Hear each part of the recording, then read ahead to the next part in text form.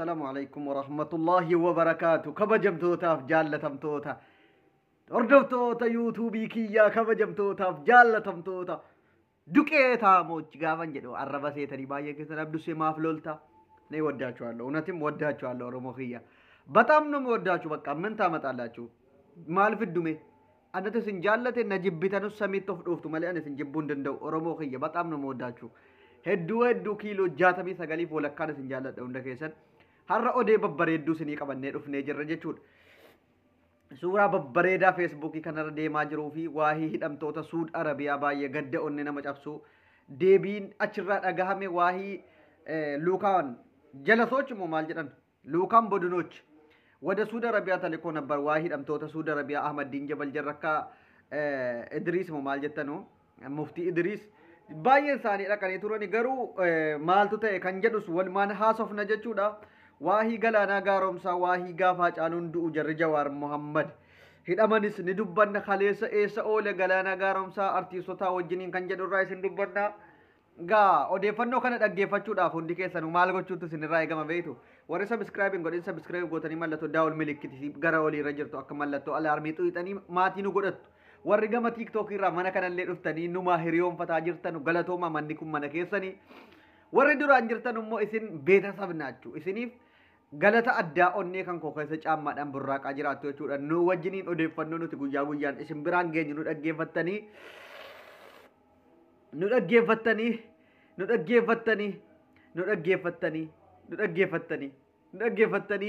subscribe like gochuudhaan hamma yoonaatti nu wajjin turuu keessaniif kabaja guddaatu isiniif mala. Egaa tokkoffaa irratti kan nuti irraa jalqabnu waa'ee hidhamtoota Suud Arabiyaa maalitti bahan kan jedhu baay'ee tokko onneen na cabe gaafan deebi'aa achirraa dubbatamaa jiruu fi waan ijoolleen mana Suud Arabiyaa keessa mana hidhaa keessa jirtu dubbataa jirtu dhaga'u waan baay'ee tokko onnee nama cabsudha dhugaa dubbachuuf baay'ee nama gaddisiisa akka qaldiitti eegaan turre wanta kana waan guddaatu ta'a waan guddaatu ijoolleen kun galtee furmaata argattee qalbiin keenya immoo bakka hundaan bara 2022 kanatti waan gammachuu qofa dhageenya jechuun eegaa ture garuu ta'uu hin dandeenye maal godhagaa rabbiin فرماتا سني فقط أبلي وان كو أبشرا إنما الأعمال بالنية أكذبر بعد أسر يسرى جسد التمنى بودج إنكيتي لا فين سافي كرا ربين سيف بنو ربين غربتش ساتي غاف بابي تو كبنو مالي وان كان هند وجود ورسول ربيا من هيد أكيد تدرر ما تران وجبا يكان ندبتها توري وان تشي كمارا قبسي فمي سبب كمارا بوت ما إثيوبياتي ولتبوا مي في جولين أشكي تتلو ما جرتي مالي ijoolleen mana hidhaa Suud Arabiyaa torbii tokko guyyaa lama keessa galfamuu dandeessi qumaara ijoollee kana qumaara qabsiifamee jira jedheetanii dubbadhe amma ana biyyatti murteessuudhaafis mootummaa biyya kaanitti murteessuudhaafis nan rakkadhe ana kan hamma yoonaatti mootummaa Itoophiyaa sababa kanaaf akkana ta'e maaloodha jennee didaa turre mootummaa Itoophiyaa biraa miti rakkoon amma akkama beekaa jirutti wanti gaafatame kun dirii jabaa wanta biyya nuti keessa jirru kana ni beektu miti maqaa yoon dubbichi intiniidha wanta nuti biyya keessa jirru kanaaf sababa sana dubbiin hammeeffame yoo wanta kana hin goota ta'e ijoolleen kan kee hundi isaanii nagaadhaan si hiikamu warri iqaamaa otuu qaban hidhaman illee hin gadhiifamu waan ta'eef wanta kana murteessuutu sirraa eegama jechuudha dirqamaan dhiibbaan godhamaa jira jechuudha. Kanaaf wanti tokko otuu furmaatan argan otuu waa tokko intiniin jedhin ajandaan biraa uumamee deebi'anii deemaa jiru jedhan. Lukaan budunii warri waa'ee dhimma ijoollee kanarratti dubbanna jedhu namni baay'een achirra dhaqee ture. Sababa kanaaf kunoo deebi'anii galuudhaaf qophii xumuranii waa tokko furmaata tokko malee galaa re'anii rabbiin isiniif haa birmatu ijoolleen mana hidhaa keessaa maal jedhu viidiyoo adda addaatu jira viidiyoo sanallee isiniif poostii gochuu hin danda'a. Nuti as keessatti dhumna malee waan amma mootummaan biyya kanaa gaafate mootummaa keenyaan godhi ijoollee kana siif gadhiifnaa jedhe gochuurra nuti as keessatti dhumu wayyaa. Laalawinnatii biyya keenya waan biyya keenya daffarsiisutu gaafatame wanti qumaarichi yoo dhuguma wanta nuti gaafanne kana waadaa seentee irratti intinii goote mallasseessite hidhamtoota as keessa jiru hunda sii galchina kan jedhudha akka dhagahaa jirrutti wanta ragaa qabatama achi keessa nu gahaa jirudha jechuudha.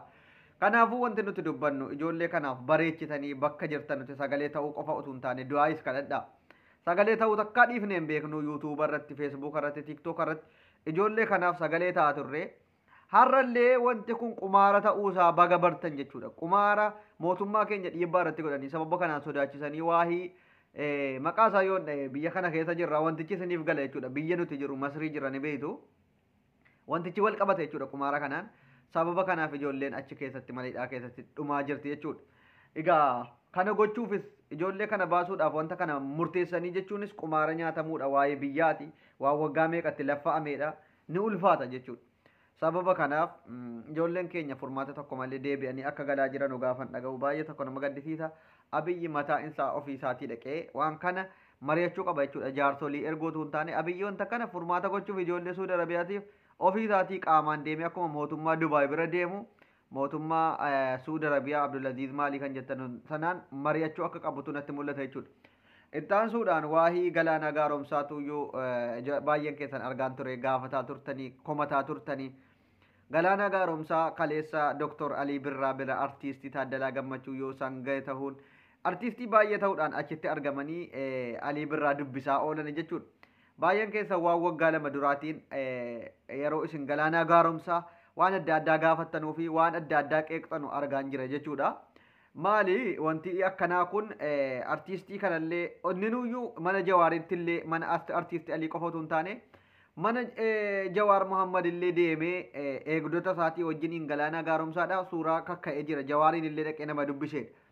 Gaafa duraa namni baay'een shakkii keessa galee galaanaa gaaromsaa waan kana quba qabaa. Waa hidwaa hacaaluu irratti akkamitti akka jarri Jawaar qabaman jarri Jawaar qabamuu keessatti harka qaba kan jedhu nama baay'eetu hamate galaanaa gaaromsaa kana. Har'a garuu galaanaa gaaromsaa otuu waan kana keessa harka qabate otuu waan sana keessatti dhugumaan shira gaafa jarri Jawaar Muhammad qabamanu harka keessaa qabate wanta kana dhaqee hin godhu. Jawaariin dhaqee hin dubbisu akkuma jara caalaa bultumee diina taasifatee akkuma jara Fayyisaa Leellisaatti diina taasifateetiyyuu irraa fagaatee bakkee taa'ee akkuma Saaliyaa Saamii jedha malee.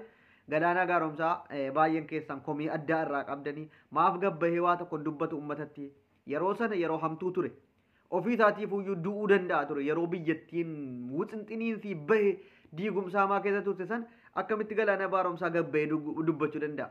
Jawaar Muhammad utuu dhuguma Oromoonni dhaga'ama ta'e waggaa tokkoof ji'a 7 hidhama. Galaanaa gaaromsaa jiraachuudhaaf lubbuu ofii tursiifachuudhaaf callisee waan tokko otoo fuuran baafatiin sirba isaatiin gadi dhufee erga caaluu lubbuun nan marartu. Jedhee dhukaasa isaa jalqabe jechuudha. Birraa wal agarra jedhee. Kanaafuu warri waan adda addaatiin galaanaa gaaromsaa gaafa jarri Jawaar Muhammad du'aa caaluutiin wal qabatee hidhamanu waan kana quba qaba kanaaf dubbachuu didee dhoksee waan adda addaa jettanii hacaaluu irratti intiniidhaa turtan. Wanti kun sobaa dhiisaa maqa balleessa waan adda addaatiin maqaa waliin balleessina. Galaanaa gaaromsaa nama nagaa Oromoodhaaf of kennee hojjetaaru amma yeroo kanatti artiistiin nuti qabnu warra akka galaanaa gaaromsaa akka keekiyyaa badhaadhaa. Warra akka yoo isaan geeta'uun jajjaboo reefas bahaa jiran Andu'aalam Goosaa kana jara akkasii jabeeffachuudha malee waan adda addaatiin qeequun hin barbaachisu jedha. Maatii ta'atii sabiskiraayib godhaa galatoomaa.